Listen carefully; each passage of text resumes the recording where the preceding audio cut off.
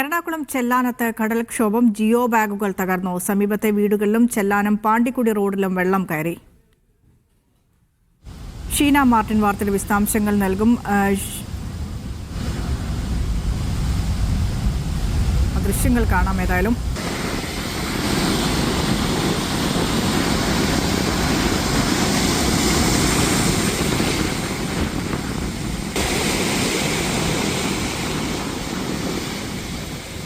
ഷീന മാർട്ടിനാണ് വിവരങ്ങൾ നൽകാനുള്ളത്. ഷീന, ഈ ടെട്രാപോഡ് നിർമ്മിച്ചിരുന്ന ഭാഗത്തല്ലാത്ത ഇടത്താണോ ഇപ്പോൾ ഈ കടൽക്ഷോഭം രൂക്ഷമായിരിക്കുന്നത്? നിലവിൽ വീടുകളിലേക്കൊക്കെ വെള്ളം കയറുന്ന അവസ്ഥയാണോ?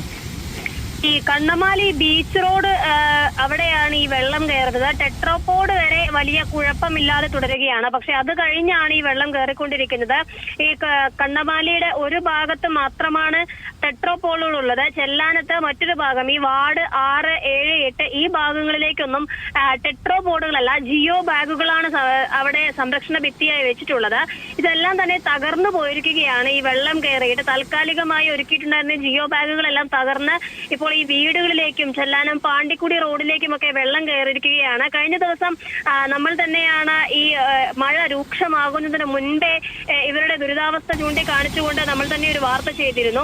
അതായത് മഴ ഒന്ന് ശക്തിയായി ആർത്ത് പെയ്തു കഴിഞ്ഞാൽ വലിയ രീതിയിലുള്ള ദുരന്തമാണ് അവിടെ നടന്നുകൊണ്ടിരിക്കുന്നത്. ഈ കടലിൽ നിന്നുള്ള വെള്ളം മുഴുവൻ ശക്തിയായി അടിച്ച് അടുക്കളയിലേക്കൊക്കെ കയറുന്ന ഒരു സ്ഥിതിയാണുള്ളത്. നമുക്കറിയാവുന്നതുപോലെ തന്നെ ഒരു വിനോദസഞ്ചാര കേന്ദ്രവും കൂടിയാണ്. അപ്പോൾ അവിടെ നിരവധി വിനോദസഞ്ചാരികളടക്കം, നാട്ടുകാരല്ലാതെ മറ്റ് വിനോദസഞ്ചാരികളടക്കം എല്ലാ ദിവസവും വരുന്ന ഒരു സ്ഥലവും കൂടിയാണ്. പ്രത്യേകിച്ച് സുരക്ഷിതമായിട്ടുള്ള മുന്നറിയിപ്പുകളൊന്നും ഇല്ല. പെട്ടെന്നുണ്ടായിരുന്ന മഴയാണ് ഇന്ന്. അതുകൊണ്ട് രാവിലെ ഓൾറെഡി നിലവിൽ അവിടെ ഉള്ള വിനോദസഞ്ചാരികൾ അടക്കം തന്നെ വലിയ ബുദ്ധിമുട്ടിലാണുള്ളത്. വിനീഷ.